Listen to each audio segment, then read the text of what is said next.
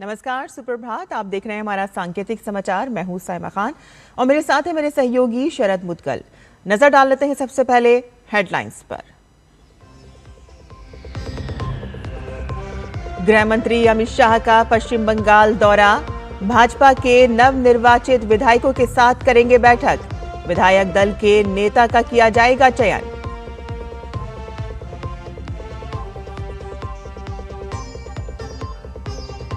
तमिलनाडु में नई सरकार के गठन को लेकर सस्पेंस बरकरार। सियासी अनिश्चितता के बीच बहुमत जुटाने में जुटी टीवीके। विजय ने फिर की राज्यपाल से मुलाकात।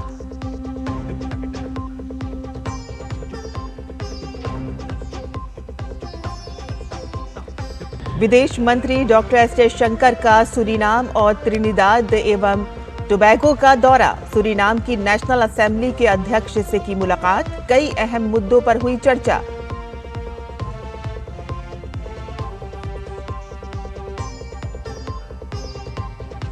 ईरान ने अमेरिका पर सीज फायर के उल्लंघन का लगाया आरोप। अमेरिकी सेना ने कहा कि होर्मुज स्ट्रेट में अमेरिकी डिस्ट्रॉयर पर हमले के जवाब में की गई कार्रवाई।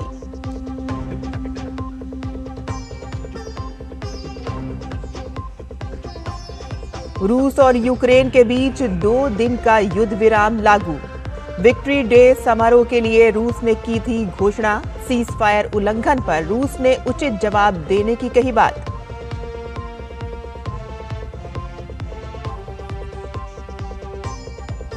और तीरंदाजी विश्व कप में भारतीय महिलाओं का कमाल।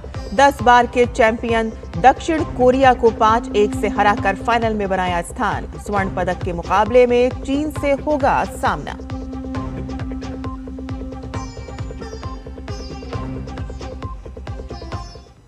और अब समाचार विस्तार से। केंद्रीय गृह मंत्री अमित शाह आज और कल पश्चिम बंगाल के दौरे पर रहेंगे और इस दौरान वह भारतीय जनता पार्टी के नवनिर्वाचित विधायकों के साथ बैठक करेंगे। बैठक के दौरान पार्टी के विधायक दल के नेता का चयन किया जाएगा। आपको बता दें कि शनिवार को राज्य में शपथ ग्रहण समारोह होना है। अमित शाह आरएसएस के नेताओं के साथ भी अहम बैठक करेंगे। राज्य में हाल ही में संपन्न हुए चुनावों में भाजपा को मिली शानदार सफलता के बाद ये दौरा राजनीतिक रूप से काफी महत्वपूर्ण माना जा रहा है। अमित शाह आज दोपहर विश्व बांग्ला कन्वेंशन सेंटर पहुंचेंगे।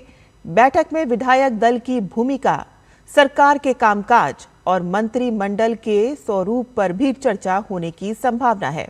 और इसके बाद भी कई बैठकें होंगी जिनमें पार्टी संगठन को मजबूत करने और आगामी राजनीतिक समीकरणों पर विचार विमर्श किया जाएगा।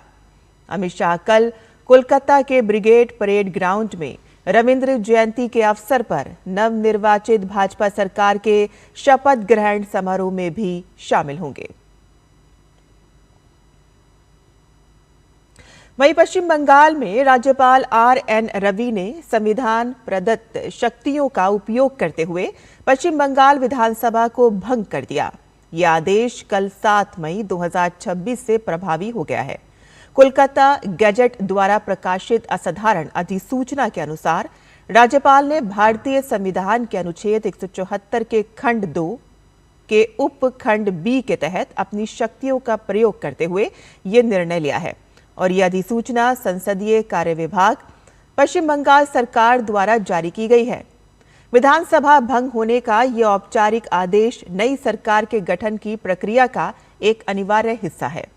हाल ही में संपन्न हुए विधानसभा चुनावों के बाद मुख्यमंत्री ममता बनर्जी ने इस्तीफा देने से मना कर दिया था और अब राज्यपाल के इस आदेश के बाद अब पुरानी विधानसभा के भंग होने के साथ ही नई निर्वाचित सरकार के शपथ ग्रहण का रास्ता पूरी तरह से साफ हो गया है। वहीं शुभेंदु अधिकारी के निजी सहायक चंद्रनाथ रथ की हत्या के बाद से राज्य में राजनीतिक सरगर्मियां भी तेज हो गई हैं। राज्य पुलिस ने त्वरित कार्रवाई करते हुए अब तक इस मामले में 3 संदिग्धों को गिरफ्तार किया है। मामले की गंभीरता को देखते हुए पुलिस प्रशासन ने 7 सदस्यीय विशेष जांच दल यानी कि एसआईटी का गठन किया है, जो हत्या के पीछे की साजिश और हमलावरों की धरपकड़ के लिए निरंतर छापेमारी कर रही है। और इसी सिलसिले में पुलिस ने सिलीगुड़ी के शिव मंदिर निवासी विलियम जोसेफ को हिरासत में लेकर कड़ी पूछताछ की, क्योंकि उनकी कार के नंबर का दुरुपयोग किया गया था। हालांकि 3 घंटे की सघन पूछताछ और जांच में सहयोग के आश्वासन के बाद उन्हें रिहा कर दिया गया। पुलिस मामले में हर पहलू की बारीकी से जांच कर रही है, ताकि दोषियों को जल्द से जल्द कानून के शिकंजे में लाया जा सके। तमिलनाडु में नई सरकार के गठन को लेकर सस्पेंस बरकरार है। तमिलनाडु विधानसभा चुनाव में किसी भी दल को स्पष्ट बहुमत नहीं मिला है। अभिनेता राजनेता विजय की पार्टी टीवीके सबसे बड़ी पार्टी बनकर उभरी है और विजय सरकार गठन प्रयासों में जुटी हुई है। हालांकि राज्यपाल ने उनसे पहले सदन में पर्याप्त समर्थन दिखाने को कहा है और इस बीच देर रात एआईएडीएमके और डीएमके के बीच संभावित समझौते की खबरों ने राजनीतिक माहौल को और गर्मा दिया है। चर्चा है कि पलानीस्वामी के नेतृत्व में एआईएडीएमके सरकार बनाने की कोशिश कर सकती है, जबकि डीएमके बाहर से समर्थन दे सकती है।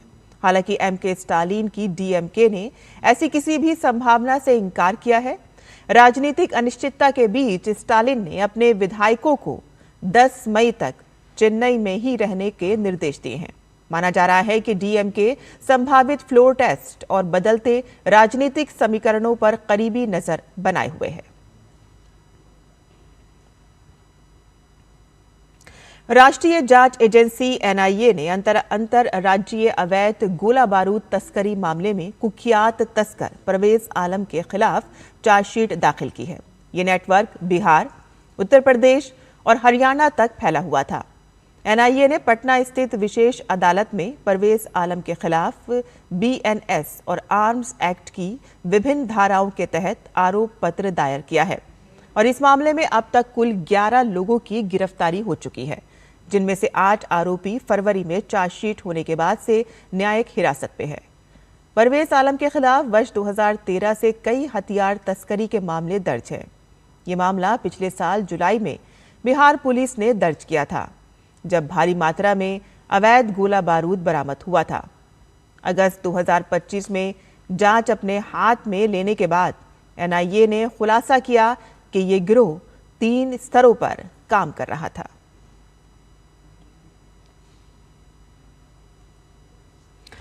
विदेश मंत्री डॉक्टर एस जयशंकर इस वक्त सूरीनाम और त्रिनिदाद एवं टोबैगो की यात्रा पर है। विदेश मंत्री ने सूरीनाम की नेशनल असेंबली के अध्यक्ष माइकल अश्विन अधिन से मुलाकात की।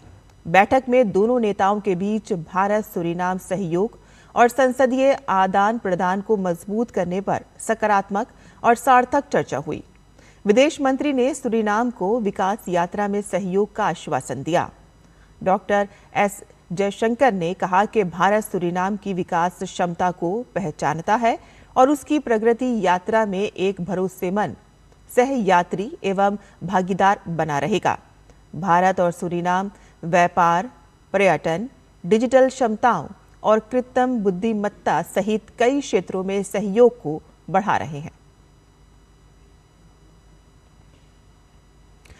ईरान और अमेरिका के बीच तनाव एक बार फिर से खतरनाक मोड़ पर पहुंच गया है।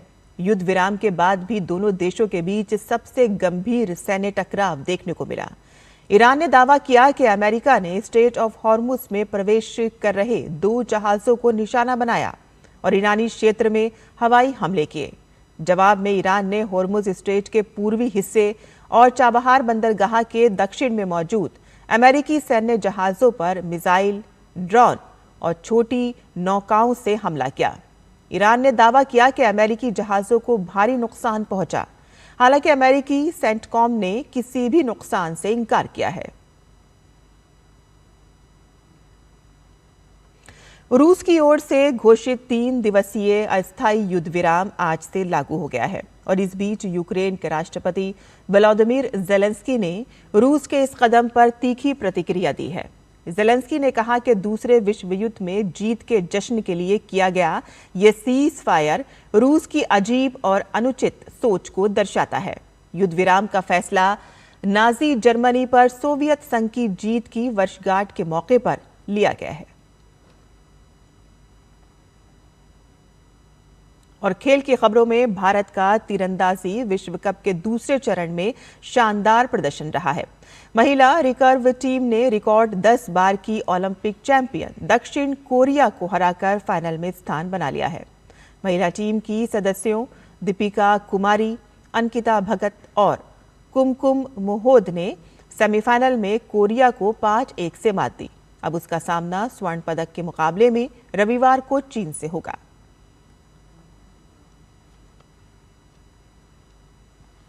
और इसी के साथ ही हमारा यह सांकेतिक समाचार यहीं खत्म होता है।